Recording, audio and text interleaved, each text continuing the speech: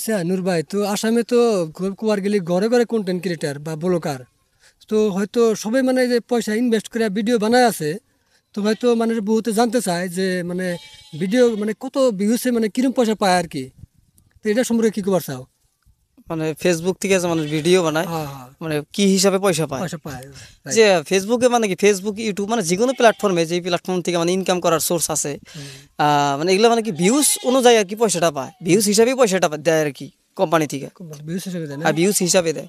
মানে আমি যতটুকু দেখি আর কি, কুয়ার গেলে তো ঘরে ঘরে কন্টেন্ট ক্রিয়েটার কিন্তু আছে, তুমি নিজেও জানো হয়তো। হ্যাঁ, বর্তমানে ওইরকমই হয়েছে, সবাই সবাই মানে যার মোবাইল আছে ওই একটা কন্টেন্ট ক্রিয়েটর হয়ে গেছে আর কি। তো আপনার অ্যাকচুয়ালি মানে ভিডিওর পাশাতে মানে মানে টাকা মানে বেশি ইনভেস্ট করেন না, কারণ হয়তো উড়ান তো লাগবো বা হয়তো হয় না নাই। এটা তো আর গ্যারান্টি নাই না যে আমি আজকে ইনভেস্ট করলাম, কালকে হয়তো না একদিন না একদিন সাকসেস ওভার পামই, এটার তো কোনো গ্যারান্টি নেই। নাই। ওই জন্য এই প্ল্যাটফর্মে যারা কষ্ট করছে ওরাই সাকসেস পাইছে, কিন্তু টাকা পয়সা ইনভেস্ট কইরা ফেসবুক ইউটিউবে আজ পর্যন্ত কেউ সাকসেস ওভার পারে নাই।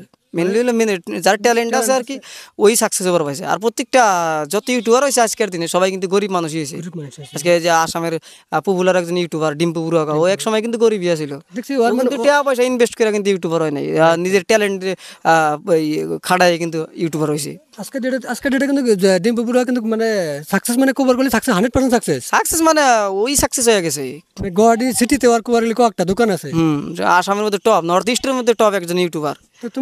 তো তোমার কি মনে হচ্ছে না যে হয়তো তুমি তোর মোটামুটি একটা তোর র্যাঙ্কে আইসে, আমি কই না যে তুমি সাকসেস বিলে, কারণ তোমার মানে কোনো স্বপ্ন আছে নাকি যে তুমি কিবা একটা সোশিয়াল ওয়ার্কার হিসেবে বা নিজে কিবা একটা বিজনেস করবা বিলে?